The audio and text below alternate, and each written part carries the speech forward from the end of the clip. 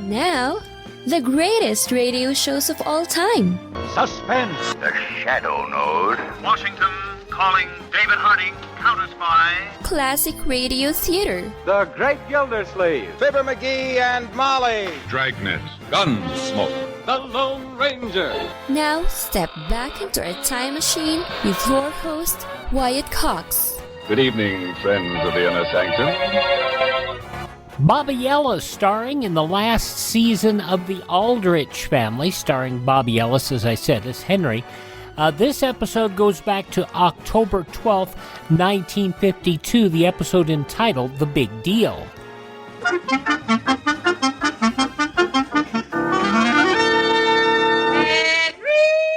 Henry Aldrich. Coming, Mother.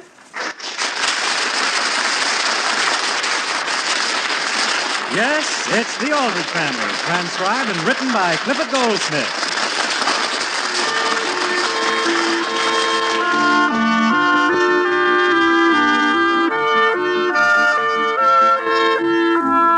Everyone knows Centerville, USA, because it's your own hometown. And everyone knows the Aldrich family because they're your very next-door neighbors. And everyone especially knows Henry Aldrich because he's your son's pal, your daughter's boyfriend, a real American boy.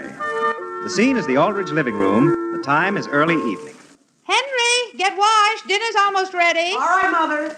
Sam, I think Henry's getting ideas again about my birthday present this year. I hope you gave him a clear hint as to what I wanted. I did. A clear hint? Well, I told him you wanted Hemingway's new book, The Old Man and the Sea. Is that a clear hint? Well, Henry, I'm not sure. Did he say anything? No, but I had a definite feeling he was wondering why you were interested in other old men when you had me. Now, dear, I just hope it sinks in. I don't want another pair of Siamese fighting fish like last year. It was depressing the way those two fish hated each other. Father? I'm in here with your mother, Henry. Jeepers, I didn't mean to interrupt. It's all right, dear. I was just telling your father how much I wanted to read The Old Man and the Sea. The Old Man and... What's that, Mother? Sam. I'll try again. Father, did I tell you what I'm going to put over on Charlie Clark? Boy, am I going to make money. Put over on him? Henry, I hope you're not planning to do something you shouldn't. Oh, no. Charlie wants to buy this flashlight, see? And I'm You're gonna... selling the flashlight I bought you this summer? Oh, no, sir. One just like it. Looks the same to me. Well, sure. They're both Super Ray Hydrojet Cosmic Beams. Only this one doesn't work. Oh. Charlie wants to buy my Super Ray Hydrojet Cosmic Beam, only I wouldn't sell it, see? But today I happened to be talking to another guy, and he said, just casually, do you want to buy a Super Ray Hydrojet Cosmic Beam? And it was exactly like mine, except for the difference. So I said, I'll give you 25 cents for it. He said 30. I said, no, 25. He said... How much did you finally pay for it? 30 cents. And now you have two super high something or other cosmic beams? Well, sure. But isn't it clear, Father? I'll buy batteries for 25 cents, sell one flashlight to Charlie for $1, and make 50 cents clear profit. Father, would you care to take a look at it? Why should I look at it? Well, I just thought maybe you'd like to make an offer. I have a flashlight. But do you have one you can buy for $1? I mean, well, this one will help you see where you're going. I'm sorry, Henry, but I know where I'm going. Mother, would you like to get in on the opportunity? Mother, I think the potatoes are ready. Be right there, Mary. Would you, Mother? No, thank you, Henry. You wouldn't be interested in owning something that could keep you from stumbling over stuff? Mother? Apparently she'd rather stumble. Father, now that Mother's gone, I can tell you why I'm making all this money. Why? It's for her birthday. Well, I thought you had some money, at least enough to give her that book she wants. Oh, I have, Father. But I certainly don't want to give her just a book for her birthday. After she slaved over me all these years. She wants Hemingway's book, son. This flashlight is only the beginning. I'll make at least 50 cents on it. Then I'll invest that and double it. Then I'll invest that and triple it. Gee, by the time her birthday comes around, I can get her anything. What she wants, Henry, is the book. Henry? Yes, Mother? Will you answer the phone, please? And if it's for you, keep it short. Dinner's in 5 minutes. Sure, Mother. You know, Father, I wonder why more people don't go into business. Please answer the phone. Yes, sir, I'm answering it. Hello? Henry, my mother said you wanted me to call you about something, and I'm also to say we've got to eat in 3 minutes. Oh, is that you, Charlie? Hello, Charlie, old-timer. What do you want, Henry? It's a great opportunity, Charlie. I've located a swell Super Ray Hydrojet Cosmic Beam. So what? Well, I might be willing to sell it to you. I don't want one anymore. You don't want one? I'm going to save up and get a camera. Oh, gee whiz, Charlie, that leaves me holding two super... That's no way to do business. Who's talking about business? I just want a camera now. Well, wouldn't you like a flashlight so you could see where you're going? I'd rather take pictures and see where I've been. But Charlie... So long. Oh, boy.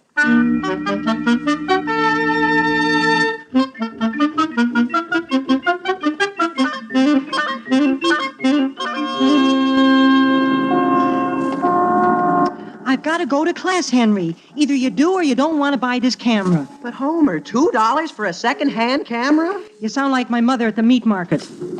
Wait a minute. Would you take the Super Ray Hydrojet Cosmic Beam for it? That? Oh, gee, let's see it. It isn't like any ordinary flashlight. Well, let's see. Just press the old Super Ray button here and, well, if you had a battery, you'd get your cosmic beam. Oh, boy. How about it? I don't want it. Now, wait a minute, Homer.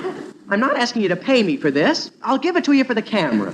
Well, give me the Super Ray Hydrojet Cosmic Beam and $1. I'll give you the Super Ray Hydrojet Cosmic Beam and 50 cents. $1. 50. 75. 60. 70. 65. Sold. You know, Homer, that's the way I like to do business. And if you see Charlie Clark, tell him I've got something for him.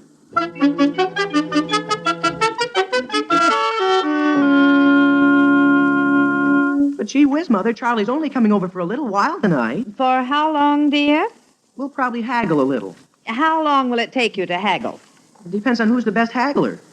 Only I'm sure I can out-haggle him. Henry, you'll pardon my mentioning anything as unimportant as homework. It's perfectly all right, Father. Thank you. When are you going to attend to it? Just as soon as I've cleaned up Charlie.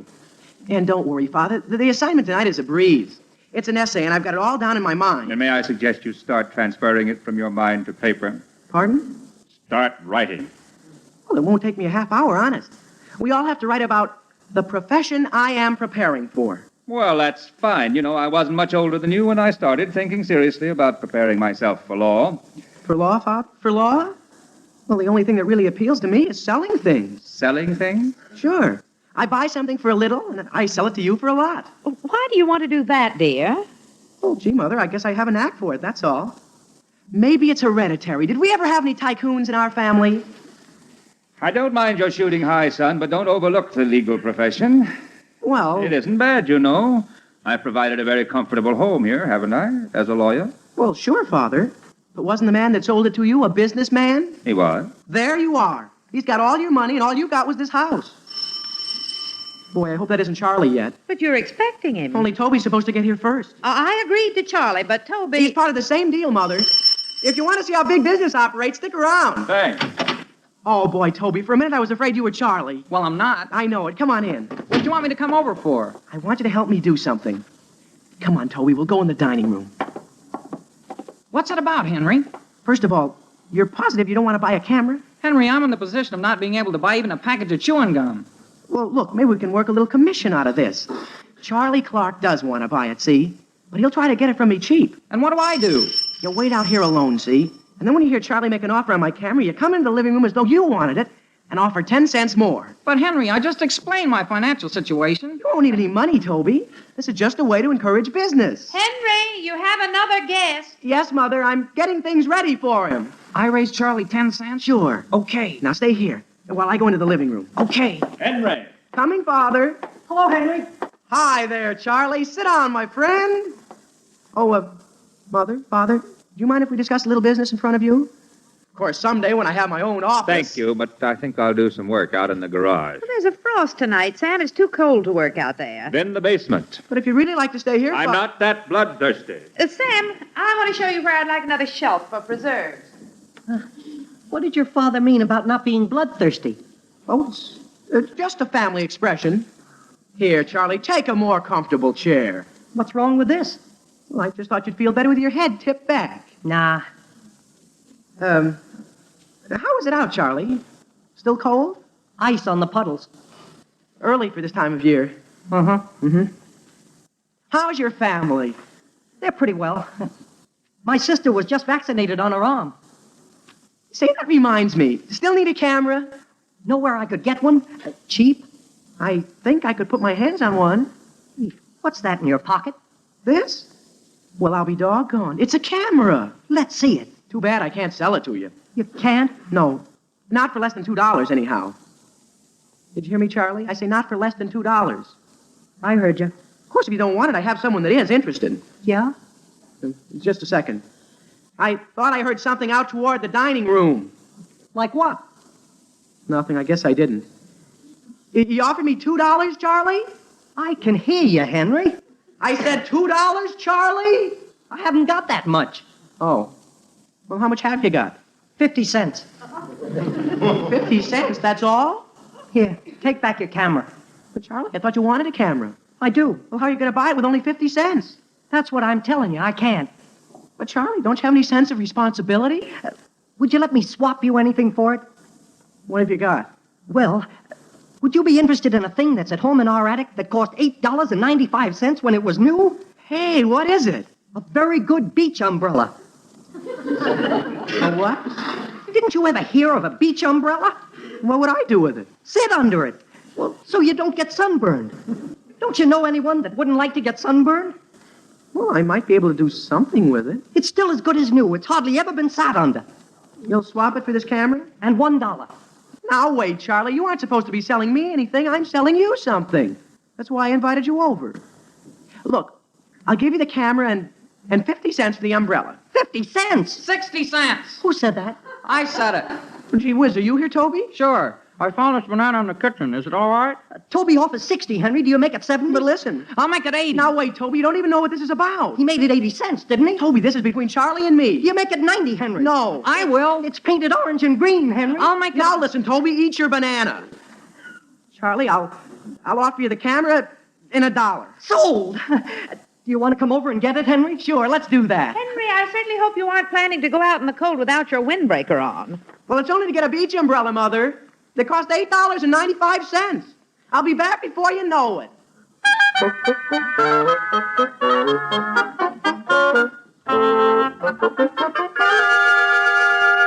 Hello, Mrs. Voorhees? This is Mary Aldrich. I'm not interrupting your dinner, am I? Oh, fine.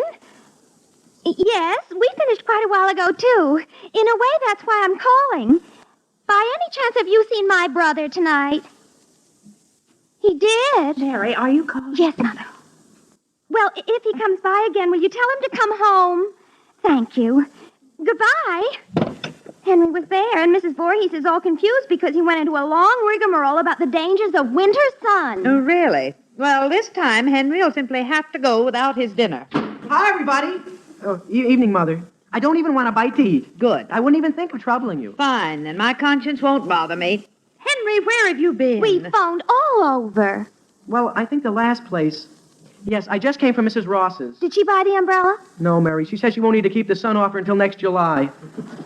Mary. No, Henry. For the 10th time, I don't want a beach umbrella. Get washed up, Henry. I'll heat up some supper for you. Mother, I thought you said he wasn't... I'm weak, Mary.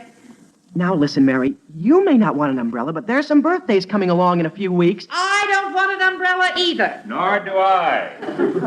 Oh, good evening, Father. Hi, Henry. Alice, I finished that shelf for your preserves downstairs. You want to see it? Later, dear. Well, did you make quite a bit on your umbrella, son? Well, gee whiz, Father, it isn't a question of how much I make on it. I mean, with a valuable bargain like that, it's a question of deciding who I'll let in on the deal.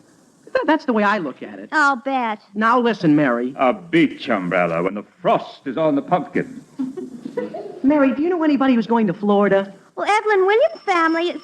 Oh, no, they're going to Vermont for the skiing. Excuse me, I'll see who's at the door. Skiing's kind of dangerous, isn't it?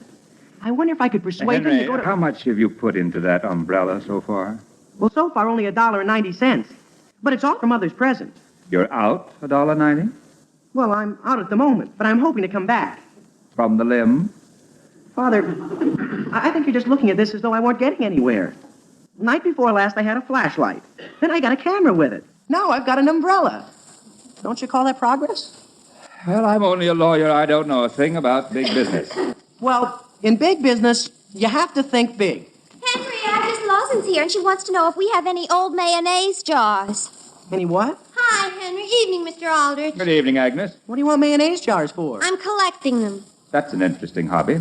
Mr. Aldrich, my hobby is men, not mayonnaise. I need them for something else, Henry. Well, there's some in the basement. Okay, Agnes, follow me. Be careful on the steps. Agnes, what do you do with the jars? Just something. I've been working my head off getting them. Mayonnaise jars? Isn't that a bore? I suppose any jar might do, except in the speech that congressman made, he said mayonnaise jars. You mean they're worth something? Can you keep quiet about it? Sure.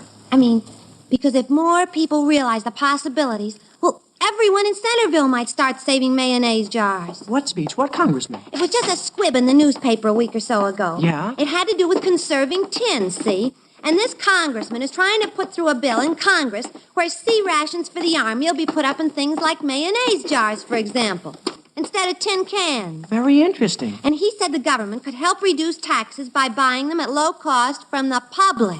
Oh, boy. You think the bill will pass? Father said it was just nutty enough to. How much are they going to pay for the jars? Well, up to now I've just been collecting. I've got nearly 200. Gee. Agnes, would you be interested in looking at something I have for sale? What? It's in the cellar closet here. How would you like to own that beach umbrella? Henry, where'd you get it? You like it? Henry, yeah. It's the best orange and green one I've ever seen. Henry, it's beautiful. Henry, your supper's ready. Yes, Mother, I'll be right there. Listen, Agnes, how would you like to strike sort of a deal? What kind? How many of your jars would you give me if I let you have, without any cost to you whatsoever, this umbrella?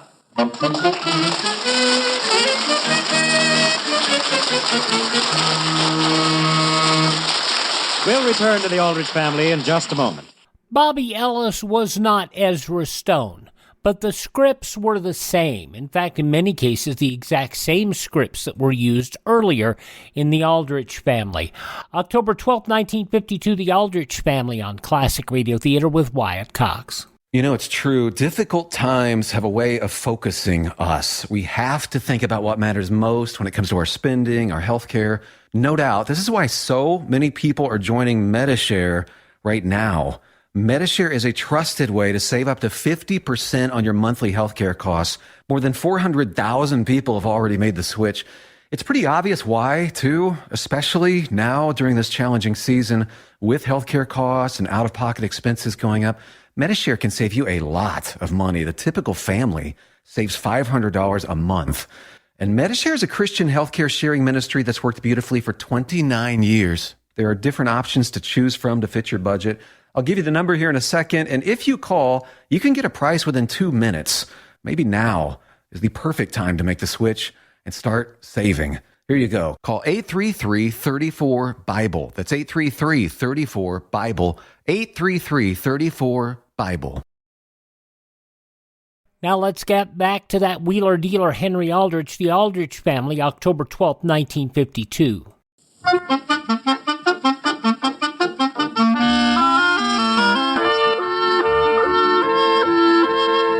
And now getting back to the troubles of Henry Aldrich. Henry, in setting out to raise money for his mother's birthday present, has gone through a series of intricate business transactions, only to end up with some mayonnaise jars and so far not a cent of profit. The scene opens in the Aldrich hallway. Hello? It's Alice, dear. Are you busy with anyone at the office? No, dear. I just had to call you, Sam. I was in Mrs. Browning's gift shop this morning, and I saw the loveliest china tea set. Oh? You can take that "how much is it" sound out of your voice, dear. Mrs. Browning told me Henry had asked her to hold it for him. And, Sam, it's $20. And he told her the price didn't matter. He was in a very successful business. Henry did seem pretty happy about something. You saw him today? He dropped by the office, wanted to borrow some of my business stationery. Alice? Yes? Have you any idea why he'd be writing to Congress? Good heavens, no. Well, I thought maybe you might. It seems to have something to do with your birthday. 902, 903, 904, 905, 906. Alice? Yes, Sam? What's this under the sofa? Mayonnaise jars. He's keeping that. What's wrong with the cellar? I don't think there's any more room in the cellar. Mother, where's my laundry bag? Henry took it out with him. What for? Get more jars, Mary. Well, my goodness, Henry, I certainly think you're overdoing this. Must you put those bottles down right here in the living room? It's only for a second, Father. Mother, if you could have anything for your birthday you wanted, what would you like? If I could have anything? Not just a book, you mean? Yes. It's just sort of a hyper-theoretical question. Well, to be honest, it might be a tea set I saw at Browning's gift shop with lavender flowers on the cups. Is that right? Lavender flowers? But I'm afraid it cost far more than I could ever pay for it. Is that right? Henry! What, Mary? You've got to take those mayonnaise jars off the front porch. I'll find a place to put them, Mary. Mother, are you actually encouraging Henry? Father, I want to make a proposition. I do not want to buy any of those jars. Oh, it isn't that, Father. How would you like to invest? Just invest in my business. What are you doing, Henry? Forming a mayonnaise monopoly? Gee, maybe I am becoming a sort of empty jar king. Right now, though, I need some working capital. Do you mean to say you've actually spent all you have on nothing but jars? Well, gee whiz, why shouldn't I? I'm going to get a swell present for Mother, and I'll have a fortune to spend when Christmas rolls around. Father, do you still wish you could afford to build a wing on the garage for a swell machine shop? How much have you spent altogether, son? Just a little over $7. And, Henry, there comes a time in every business when the investment must begin to show a profit. Otherwise, a nasty little thing called bankruptcy rears its ugly head. Oh, don't you worry. Just as soon as the government sends for the jars. Government? Just wait, Father. Henry, do you know what happened to that large jar of mayonnaise I bought yesterday? Yes, Mother. It's on a plate in the icebox. Henry Aldrich. And the conclusion of the Aldrich family, October 12th, 1952, comes up following these words from your favorite station.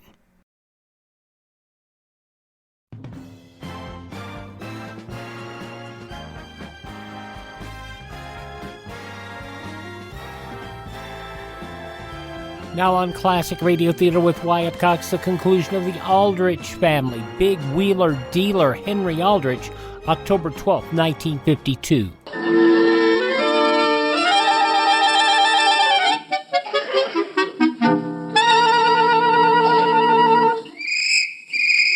Oh, boy, the mailman. Henry, breakfast. Just getting the mail, Mother.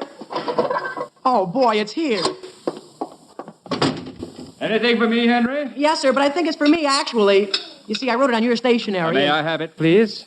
Yes, sir, but if you could read it aloud. I mean, it'll concern me and, in a way, sort of concern Mother. I don't understand this. What is it, Sam? Eat your cereal, Henry. Dear constituent, this man isn't from our state. Please go on, Father. It takes a man of your large vision to see the worthiness of the bill I presented to Congress in the interest of conserving tin by using glass jars for military rations. Oh, boy.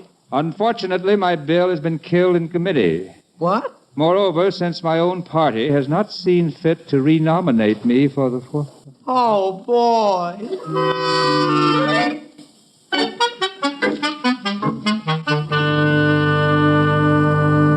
Well, Sam, isn't it nice to come home and not find a house full of mayonnaise jars? Where'd they all go? Oh, I don't know. I simply came up the front walk this afternoon as a truck was leaving loaded with them. Huh? Mother, has there been a phone call for me this afternoon? Not that I know of. Got a good bargain for your jars, Henry? Boy, did I? Well. Sure. I met a boy that lives out on a farm, see? And I just happened to mention casually that I've been saving mayonnaise jars for the government. And right away he wanted to buy them. I hope you told him the government couldn't use them. Mother, there wasn't any reason I should tell him, was there? Dear, I think you should have. Well, he didn't even ask me, Mother. And in business, if someone doesn't ask you something, you don't tell them. How much did you make? Well, that part would be hard to say. I've got to do a little figuring first. Didn't you sell for cash? Cash, Father? When I could get a better proposition? What did you trade the jars for? Just a little something. And there's always a good market for it. I hope you didn't have to pay anything in addition to the jars. Just $2. You put $2 more. Henry, you want it on the phone? I am? It's for me, Mary? Gee whiz. I'll be right back, Father. I'll be out at the garage. Hello? Is this the Centerville Meat Market? Well, look. How much would you pay for a pig? A pig? How much a pound? Is that all? Well, gee whiz, my mother was complaining about the price of pork chops, and I don't see why she should if a whole pig... Oh, wholesale. Well, I wish you'd come out and look at her. Only remember, I'm in business to make money. Yes, sir. Goodbye. Who were you talking to, Henry? Mother, how much did you say you were paying for pork chops? Oh, wait a minute. Pork chops. As an average. For the best? Alice, what do you think I just found out in the garage? What? A hog. Did you say a hog, Sam? Yes, Alice, in the garage. Father, let me explain. You know where it came from? Yes, sir. All right. I'll give you just 5 minutes to get it out. It's my investment. Alice, dear, would you mind if Henry and I had a serious talk together? No, dear, I'm afraid it's time. Sit down, Henry. Father, may I suggest something? Sit. Yes, sir. This farm boy, what's his name? Billy Weber. Oh, yes, Weber. I know his father. He had a bad time of it because of the dry spell last summer. I know. Billy did say the pig was a little too thin to market. Only I was hoping by the time Mother's birthday came around that it... Henry, I think you should give Billy back his pig. Well, gee, if he was dumb enough to buy those jars. If I sell the pig, I lose only $4 now. If I give her back to Billy, I lose everything. Besides, I don't want those jars back. I don't either. I've sunk every cent I have into this. I'm interested, Henry. What are you going to do? I won't be able to give Mother even a book. I'll have to cancel the tea set. I'll give him back the pig, Father. I'm glad. Anybody home? In here, Homer. Hey, you got any more mayonnaise jars to sell? Why? You know that Billy Weber you sold them to? Hello, Mr. Aldrich. Hello, Homer. Yeah, Homer, what happened? He sold them. He sold them all. 3,000 of them at a half a cent each. To who? The State Agricultural Laboratories. They grow cultures in them. Half a cent? He made $15 on the jars, plus what you paid him. Oh, boy. You know what? I'm going to make Billy take the pig back and give me what he got for the jars. You are? Just because his family needs the money shouldn't be any reason why I should let him get away with it. Naturally. Especially since in the profession you're entering, business is business. Sure. Supposing I'd been poor and he'd taken advantage of me, how would I have... How would you have felt? Well, it would have been a dirty trick. Sort of. And Henry, did I tell you about Agnes selling your beach umbrella? To who? To a junk man. She got $2 for it. He's going to put it on his wagon. Father, do you think it's actually possible that I'm not cut out for business? Henry, what do you think? What? Mr. Davis from the meat market just went out to look at your pig. He did? And Henry, she's a mother. She's a mother. She's a what? She's got 8 little pigs. If you want them off your hands, he'll give you $20 for the whole business. $20? $20. I'll break exactly even. Father, didn't I tell you my investment would come out all right?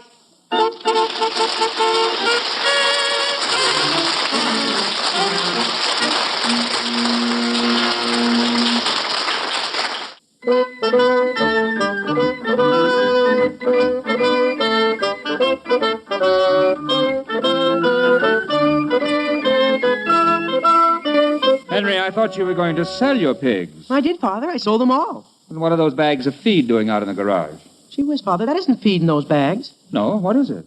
Isn't it clear? Mother's birthday's only 3 weeks off. I've gone back to collecting mayonnaise jars. Now, wait a minute.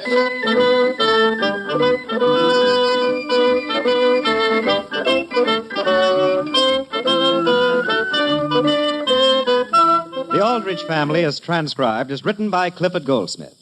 Henry is played by Bobby Ellis and Homer by Johnny Fiedler. Mr. and Mrs. Aldrich are House Jameson and Catherine Roth. Your announcer is Dick Dudley.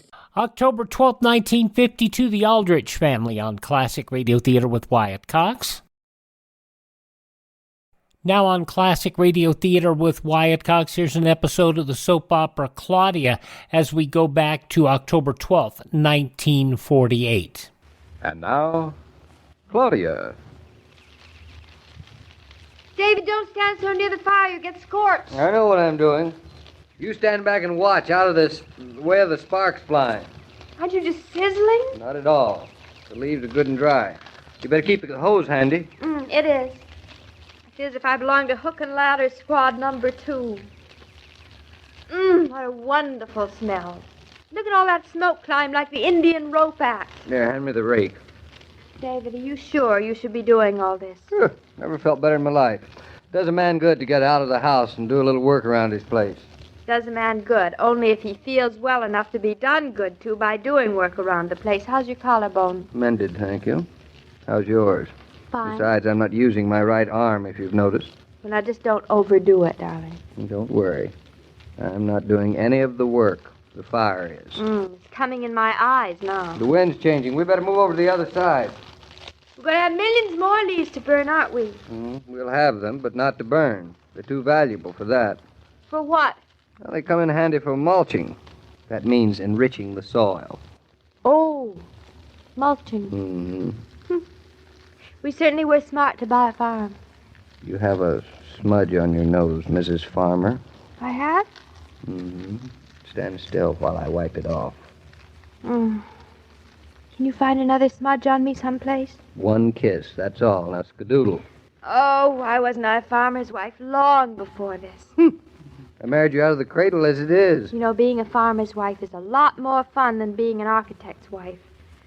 I hate to think of you going back to the office. All the way to New York. You want to eat all winter? Not especially. You want a roof over your head? Not especially. You want to send our son to college? Oh. Well, he'll be bright enough to get scholarships. Do you want to keep this farm so that we can keep burning leaves in the fall year after year and raise cows and pigs? And chickens. Don't forget the chickens. Do you? Yes, I do. Very much. David? You going to start being an architect again soon? Oh, any day now. Did Dr. Barry say it was all right? Dr. Barry will. And you're not to talk to him first, mind you. Me? Yes, you. I wouldn't dream of talking to him behind your back. What kind of a girl do you think I am? A scheming little wench. Oh. That must be Roger. He said he might drive up to say hello. Yeah, that's Roger's car, all right. Oh, isn't it beautiful? The only trouble is it's so swank, I'd be embarrassed to drive around in it. Roger! Roger, hello, you're early. Hello! Hello! Oh, come on up, lend a hand. All right. Oh, you're burning leaves, you lucky people. Don't you know that's my favorite pastime? We extend you an invitation to join us. And I accept with great pleasure. How do you think David looks? Well, from over here, he looks fine. From over here, I looks even better. That's good news. Oh, Roger, you're so dressed up. Just my everyday city clothes. I came straight from the office. Well, stand back, man, or you'll get your suit ruined by one of these sparks. I would sacrifice a suit to a spark any day, my boy. Oh. What a perfume. There's nothing in the world that smells one half as good as fall leaves smoldering in the brush. Look at him, David, smacking his lips. You'd think he was eating them. If they tasted half as good as they smell, I would eat them. Any word from Carrington? What's new on the freight terminal, Roger? Well, I told him he could have the revisions in the pans in a little while, just as soon as you're well enough to draw them up. He's being patient. Yes, but how long is he going to be patient? Just as long as he has to be. That's not much longer. I'm about ready to get back into harness. Indeed? Yeah, there must be a lot of work piled up down at the office. It kept us going, but I'm neither as old or decrepit as your attitude implies. My dear Roger, you could be 125 years old, palsied in both arms and scurrying around in a wheelchair, and you'd still be able to design circles around any other architect I know. It's nice of you to say that. He means it, too. David often tells me he'd rather work with you than with the richest and biggest firm in the country. It's good to know. But seriously, when are you planning to get back to work? Seriously? If you need me, this minute. If you can wait, tomorrow. Never felt better in my life. Just a few things I mustn't do, like driving a car and arduous gymnastics. But, well, I can get along without them just fine. So, David, darling, I'm just dying of thirst. If you're feeling so healthy, why don't you go down to the house and get me a glass of water? Drink out of the hose. It's the same water. Right out of the nozzle of the hose? Or why not? I'll drown. Now, you're not that clumsy. How do you know?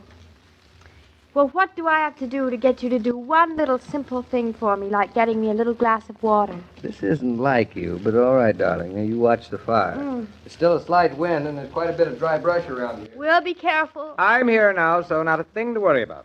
I'm a past master at burning fall leaves. Oh, what a perfume. And the sound of that fire crackling it. Keep your symphonies, Claudia. I'll take this. What a perfect afternoon. Dusk, almost. Never mind. Moments like these mustn't last too long. Roger, I hate talking behind David's back, but there's a big favor you can do for me. There is. Then speak up, Claudia. Well, you can see that David's just champing at the bit, can't you? To go back to work? It's foolish. Yes, it is, but for a combination of reasons. I know him so well. He feels that he's left you in the lurch long enough. Ridiculous. Well, he feels that way, and you know how conscientious David is. To a fault. He hates the idea of being a loafer, of not fulfilling his duties and taking his share of responsibilities. His automobile accident was so sudden that he had to stop a lot of things in the middle, and they're bothering him. He can't wait to get them finished. Anything that he's left in the middle that has to do with the office can wait until he's darn good and ready. I know, but I can't tell him that, Roger. He'll think I'm trying to keep him home or that I'm nervous about him or something like that. It makes him impatient, and it makes me nag, and it's not good. So you want me to tell him not to hurry back? Think you could convince him?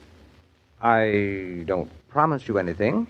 That husband of yours is no easy man to handle, even with kid gloves. Especially with kid gloves. I guess maybe I wouldn't have married him if he had been easy to handle. He's an awful lot of man. I love him for it. Good girl. You know, there are a lot of women who want to marry putty, clay in their hands. Not I. I only wanted to marry David. How are the leaves coming? Burning. I have your glass, madame. Oh, aren't you sweet to me? So thoughtful, too. There's a kiss. Go away. We're in public. Now, Too shy. untwist the hose and you can fill your glass. Here. There you are. It's lukewarm. Well, it hasn't been on ice.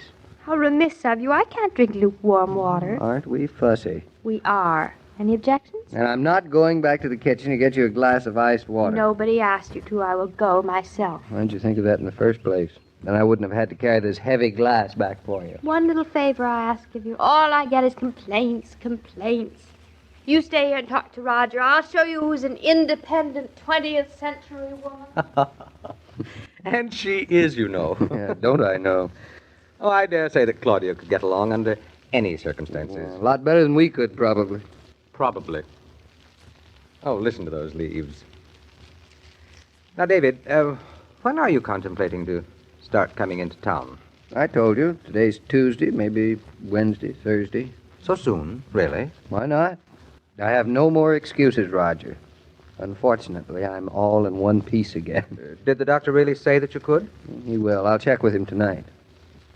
I don't see what's your big hurry. Well, I have a wife and child. As long as the firm functions, with or without you, your wife and child will be taken care of. Believe me. I believe you. Good. That's why I feel I've got to get going. I'm not a man who accepts gifts easily.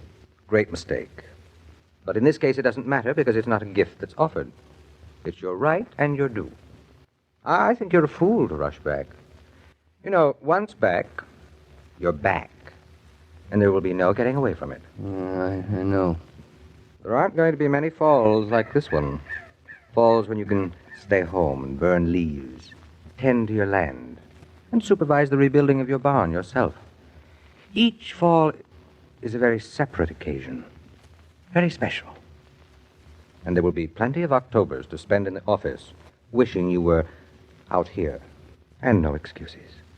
I know that, too. Now you have the chance. And excuses. Roger, you're giving with one hand and taking with the other. You tell me to stay out here in the country and rake my leaves in one breath, and then with the next you tell me that Carrington is getting impatient for the terminal. Carrington will wait. Or if you feel like working, why don't you work out here? You have a drawing board, instruments, all the equipment you need. Don't waste time commuting back and forth on the train. Get to work. And those hours you'd spend traveling, you can spend working on the farm or taking it easy. After all, a runner doesn't start sprinting with a mile. He starts with small distances. Get thee behind me, Satan, and push. Seriously, though. A lot of things to be done up here, things I want to do. Jared Tucker gave us a pig, you know. We have her put up in the barn now temporarily, but she wants to have a place of her own. And Fritz has been itching to get a cow. Of course, the barn has to be finished, and there's some work that has to be done on the grounds before winter sets in, and it's fall. My first fall on the farm. Strange when you own a piece of ground how each season becomes an occasion. Then let it be an occasion. All right. All right, you've convinced me. I'll stay up here. By gosh, I won't come back to New York. How's that? You mean you've made up your mind? Mm-hmm. My mind is made up. But, David, it was so simple. Well, that's not fair. What isn't fair? Well, I thought I was going to have a good fight on my hands. Come on with the fire. Just wait till I tell Claudia about the man she married.